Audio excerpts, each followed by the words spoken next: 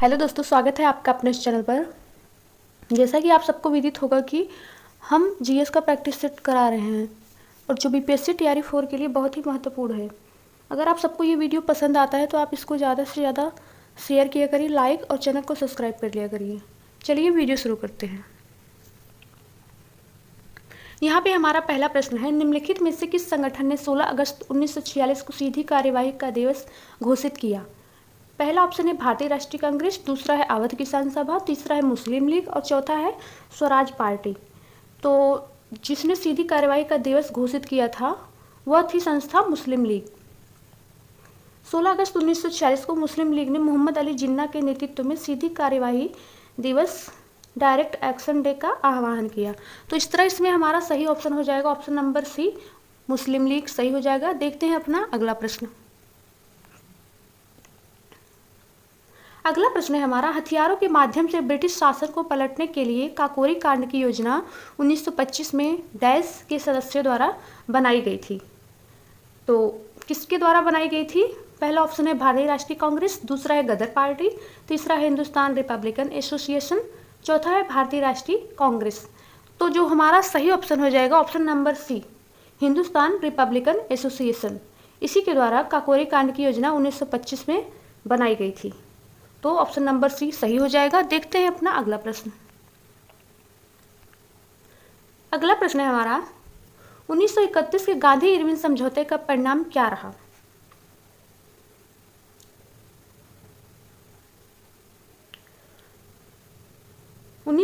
के गांधी इरविन समझौते का परिणाम क्या रहा, चलिए देखते हैं।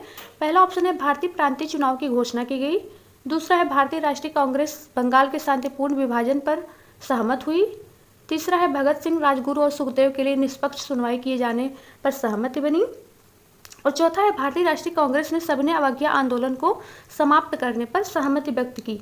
और यही डी वाला सही हो जाएगा, ऑप्शन नंबर डी सही हो जाएगा। गांधी इरविन समझौते का यह परिणाम रहा कि उन्होंने भारतीय राष्ट्रीय कांग्रेस जो थी संस्था वह सविनय अवज्ञा आंदोलन को समाप्त करने पर सहमति व्यक्त की। इस तरह ऑप्शन नंबर डी सही हो जाएगा। देखते हैं अपना अगला प्रश्न। अगला प्रश्न है हमारा, निम्नलिखित में से किस हड़प्पा कालीन स्थल से हल का टेराकोटा प्राप्त हुआ? हल का टेराकोटा प्राप्त हुआ। पहला ऑप्शन है धौलावीरा, दूसरा है बनावली, तीसरा है हड़प्पा और चौथा है लोथल। तो जो सही ऑप्शन है वो हमारा है बनावली। बनावली से हमको क्या मिला था? मिट्टी का हल मिला था, यानी हल का टेराकोटा मिला था।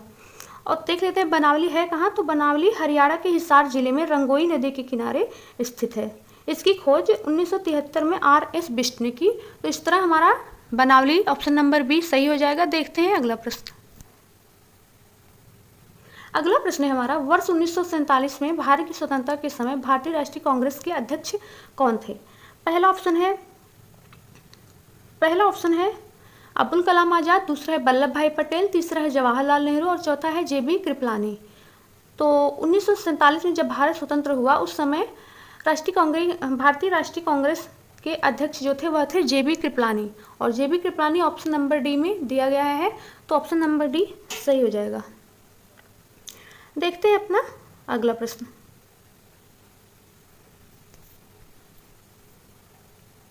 अगला प्रश्न है हमारा, निम्न में से कौन सी चट्टानों का निर्माण शिलीभवन प्रक्रिया द्वारा होता है?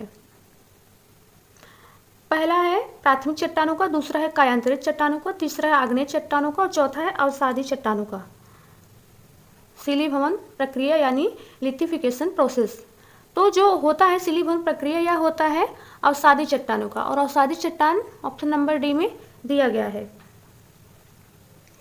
अवसादी चट्टान ऑप्शन नंबर डी में दिया गया है। और शिलीभवन प्रक्रिया क्या होती है वह देख लेते हैं। सघनता के द्वारा संचित पदार्थ शैलों में परिणत होते हैं। यह प्रक्रिया क्या कहलाती है? शिलीभवन की प्रक्रिया कहलाती है। तो इस तरह ऑप्शन नंबर डी सही हो जाएगा। देखते हैं अपना अगला प्रश्न। अगला प्रश्न है हमारा, निम्नलिखित में से कौन पृथ्वी के महाद्वीपीय द्रव्यमान के मुख्य खनिज घटकों में से एक है? पहला ऑप्शन है कांस्य, दूसरा है तांबा, तीसरा है सिलिका और चौथा है जिप्सम। तो सही ऑप्शन जो हो वह है option number C silica. Option number C silica. यानी सिलिका का जो पृथ्वी के बनने में जो सबसे अधिक मात्रा का प्रयोग होता है वह सिलिका का हुआ है। चलते हैं अगले प्रश्न पे। अगला प्रश्न है हमारा, पृथ्वी की आंतरिक संरचना के संदर्भ में निम्नलिखित कथनों पर विचार करें। तो पहला ऑप्शन है, पृथ्वी की भूप्रकृति बहुत भंगुर होती है, और ये तो सही है। दूसरा है, इस तरंगें तरंगों की दिशा के समांतर पर कंपन पैदा करती हैं, ये नहीं सही है। और तीसरा है, धरातली तरंगें सबसे अधिक विनाशकारी समझी जाती हैं, ये भी सही है। अब क्या करना है हमको इसमें से कौन सा कथन सही है ये कुछ चयन करना है। तो पहला और तीसरा इसमें दिया गया ऑप्शन नंबर डी में, तो ऑप्शन नंबर डी क्या हो जाएगा, सही हो जाएगा। देखते हैं अपना अगला प्रश्न। अगला प्रश्न हमारा, कृष्णा नदी का उद्गम स्थल कौन सा है। पहला ऑप्शन है मुल्ताई, दूसरा है अमरकंटक, तीसरा है ताला और चौथा है महाबलेश्वर। तो जो कृष्णा नदी का उद्गम स्थल है वह महाबलेश्वर महाराष्ट्र से हुआ है, तो ऑप्शन नंबर डी में यह दिया गया है, तो ऑप्शन नंबर डी सही हो जाएगा। देखते हैं अपना अगला प्रश्न। अगला प्रश्न हमारा, भारत की संविधान सभा की पहली बैठक की अध्यक्षता किसने की थी। तो जो संविधान सभा की पहली बैठक की अध्यक्षता की थी उन्होंने कौन की थी, डॉक्टर सच्चिदानंद सिन्हा ने की थी। और यह कब हुआ था, भारत की संविधान सभा की प्रथम बैठक 9 दिसंबर 1946 को हुआ था, तो ऑप्शन नंबर बी सही हो जाएगा, डॉक्टर सच्चिदानंद सिन्हा। चलते हैं अगले प्रश्न पे। अगला प्रश्न है हमारा, कौन सा आर्टिकल कहता है कि हाउस ऑफ पीपल और हर राज्य की विधानसभा के चुनाव वयस्क मताधिकार के आधार पर होंगे। तो यह किसमें कहा गया है, अनुच्छेद 326 में। अनुच्छेद 326 में कहा गया है कि हर राज्य की विधानसभा के चुनाव वयस्क मताधिकार के आधार पर ही होंगे, तो ऑप्शन नंबर बी अनुच्छेद 326 सही हो जाएगा। और भाग 15 है। देखते हैं अगला प्रश्न। अगला प्रश्न हमारा, लोकसभा के अध्यक्ष और उपाध्यक्ष की अनुपस्थिति में संसद के दोनों सदनों की संयुक्त बैठक की अध्यक्षता कौन करता है। तो ये कौन करता है, राज्यसभा के उपसभापति करते हैं। लोकसभा के अध्यक्ष और उपाध्यक्ष की अनुपस्थिति में जो संसद के दोनों सदनों की संयुक्त बैठक की अध्यक्षता कौन करता है, राज्यसभा के उपसभापति। और ऑप्शन नंबर सी में दिया गया है राज्यसभा के उपसभापति, तो ये सही हो जाएगा। देखते हैं अपना अगला प्रश्न। अगला प्रश्न हमारा, भौतिक मात्रा रेडियोधर्मी गतिविधि की इकाई क्या है। रेडियोधर्मी गतिविधि की इकाई क्या है, तो ऑप्शन नंबर ए है रेडियन, दूसरा है बेकुरल, तीसरा है स्टेरेडियन, चौथा है केल्विन। तो सही ऑप्शन हो जाएगा बेकुरल, ऑप्शन नंबर बी। भौतिक मात्रा रेडियोधर्मी गतिविधि की इकाई क्या होती है, ऑप्शन नंबर बी बेकुरल सही हो जाएगा। देखते हैं अगला प्रश्न।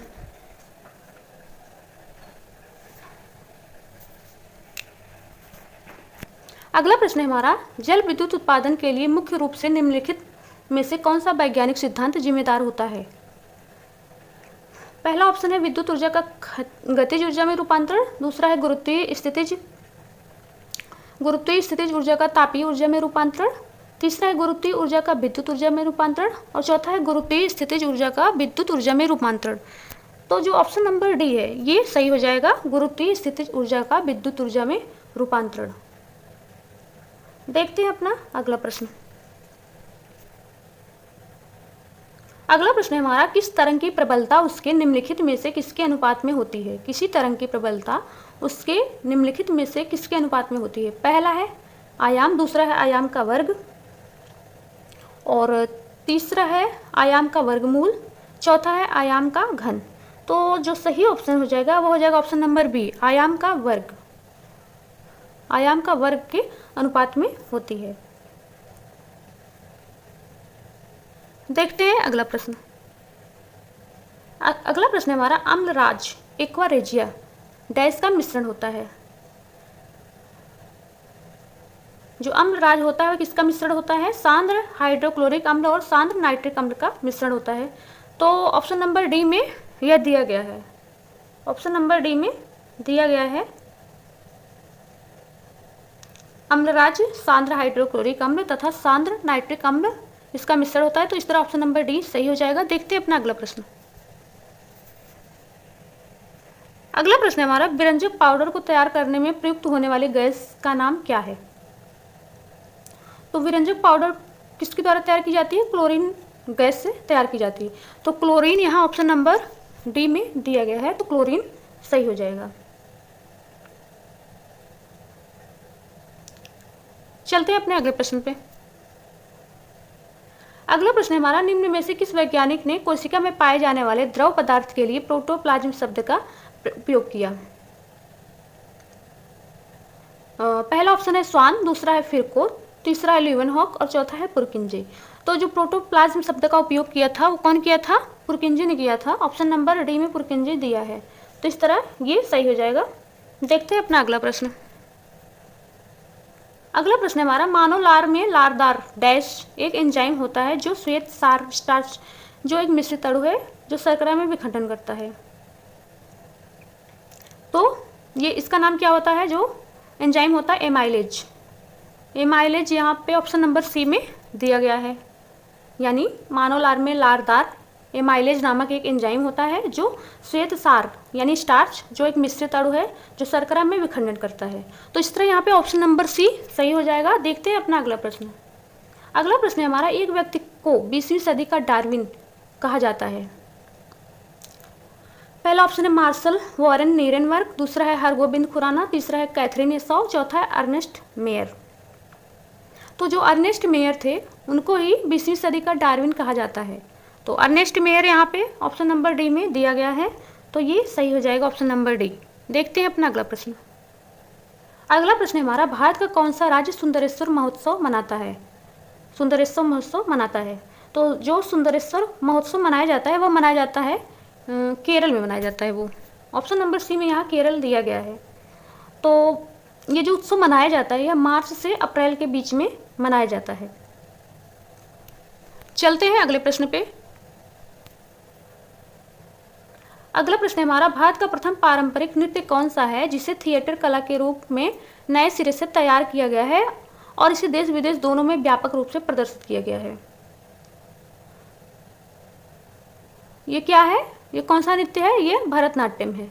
और भरतनाट्यम यहाँ पे ऑप्शन नंबर बी में दिया गया है। ऑप्शन नंबर बी में दिया गया है, तो ऑप्शन नंबर बी भरतनाट्यम सही हो जाएगा। देखते हैं अपना अगला प्रश्न। अगला प्रश्न हमारा, फ्लाइट ऑफ पिजन पुस्तक के लेखक कौन है? तो फ्लाइट ऑफ पिजन जो पुस्तक है उसके लेखक हैं रस्किन बॉन्ड। रस्किन बॉन्ड यहाँ पे ऑप्शन नंबर सी में रस्किन बॉन्ड दिया गया है, तो रस्किन बॉन्ड सही हो जाएंगे। देखते हैं अपना अगला प्रश्न। राष्ट्रीय हथकरघा दिवस कब मनाया जाता है? तो राष्ट्रीय हथकरघा दिवस मनाया जाता है 7 अगस्त। ऑप्शन नंबर डी में 7 अगस्त दिया गया है। इसी दिन भाला फेंक दिवस भी मनाया जाता है। पहला राष्ट्रीय हथकरघा दिवस 7 अगस्त 2015 को प्रधानमंत्री नरेंद्र मोदी के द्वारा चेन्नई के मद्रास विश्वविद्यालय के शताब्दी हॉल में किया गया था इसका आयोजन। देखते हैं अपना अगला प्रश्न। अगला प्रश्न हमारा, न्यूरॉन सिद्धांत के लिए 1906 में नोबेल पुरस्कार किसने जीता था? तो न्यूरॉन सिद्धांत के लिए किसको मिला था नोबेल पुरस्कार? तो वह मिला था सेंटियागो रेमन बाई केजल, इनको मिला था। और ये ऑप्शन नंबर बी में दिया गया है, यानी सेंटियागो रेमन बाई केजल को आधुनिक तंत्रिका विज्ञान का पिता कहा जाता है। उन्होंने 1906 में अपने सिद्धांत के लिए फिजियोलॉजी मेडिसिन के लिए नोबेल पुरस्कार जीता, जिसे न्यूरॉन सिद्धांत के नाम से भी जाना जाता है। तो इसमें ऑप्शन नंबर बी सही हो जाएगा। देखते हैं अपना अगला प्रश्न। अगला प्रश्न है हमारा, स्वतंत्रता के पूर्व बिहार में बड़े जमींदारों की राजनीतिक शक्ति बचाने का माध्यम क्या था? तो माध्यम क्या था? पहला ऑप्शन है राजकीय संसाधन, दूसरा है सामाजिक स्थिति, तीसरा है आर्थिक स्थिति और चौथा है संस्कृति को। तो जो सही ऑप्शन है इसमें हमारा ऑप्शन नंबर सी आर्थिक स्थिति, ये सही हो जाएगा। स्वतंत्रता के पूर्व बिहार में बड़े जमींदारों को अपनी राजनीतिक शक्ति बचाने के लिए अपनी आर्थिक स्थिति को बहाल करना अति आवश्यक था। तो इस तरह ऑप्शन नंबर सी इसमें सही हो जाएगा। देखते हैं अपना अगला प्रश्न। अगला प्रश्न हमारा, बिहार का प्रथम रामसर क्षेत्र कहाँ स्थित है? तो बिहार का जो प्रथम रामसर क्षेत्र है वह बेगूसराय में स्थित है। और बिहार का पहला रामसर साइट बेगूसराय में काबरताल अंतर्राष्ट्रीय महत्व का वेटलैंड बन गया है। यह प्रवासी पक्षियों और जैव विविधता की आबादी के लिए मध्य एशियाई फ्लाईवे का एक महत्वपूर्ण वेटलैंड है। तो इस तरह यहाँ पे ऑप्शन नंबर ए में बेगूसराय दिया गया है, तो ये सही हो जाएगा। देखते हैं अपना अगला प्रश्न। अगला प्रश्न है हमारा, बिहार के किस वकील ने असहयोग आंदोलन के लिए अपनी लाभप्रद वकालत छोड़ दी थी? तो किसने थी जो वकालत छोड़ दी थी? Rajendra Prasad. Option number B में डॉक्टर राजेंद्र प्रसाद, जो कि सिवान के थे, जो कि सिवान जिले के थे। तो ऑप्शन नंबर बी में डॉक्टर राजेंद्र प्रसाद दिया गया है, ये सही हो जाएगा। देखते हैं अपना अगला प्रश्न। अगला प्रश्न हमारा, हाल ही में बिहार में कजरा सोलर पावर प्लांट के निर्माण का कार्य शुरू हुआ। इस प्लांट से कितने मेगावाट की बिजली का उत्पादन किया जाएगा? तो इससे जो उत्पादन किया जाएगा वह 250 मेगावाट बिजली का उत्पादन किया जाएगा। 250 मेगावाट बिजली का उत्पादन। तो ऑप्शन नंबर डी में 250 दिया गया है, तो ये सही हो जाएगा। देखते हैं अपना अगला प्रश्न। अगला प्रश्न हमारा, हाल ही में बिहार के किस व्यक्ति के इंडियन साइंस कांग्रेस के महासचिव के पद पर नियुक्ति किया गया है? तो जो सही ऑप्शन है इसमें रंजीत कुमार वर्मा, इन्हीं को इंडियन साइंस कांग्रेस के महासचिव के पद पर नियुक्त किया गया है। ठीक है, तो इस तरह हमारा यहाँ पे ऑप्शन नंबर डी सही हो जाएगा। इस तरह हमने आज 30 क्वेश्चन को देखा। इस तरह ये सीरीज रोज आती रहेगी। अगर आपको ये वीडियो पसंद आ रहा है तो आप ज़्यादा से ज़्यादा इसको शेयर किया करिए, चैनल को सब्सक्राइब और वीडियो को लाइक कर दिया करिए। मिलते हैं किसी दूसरे वीडियो में, तब तक के लिए धन्यवाद।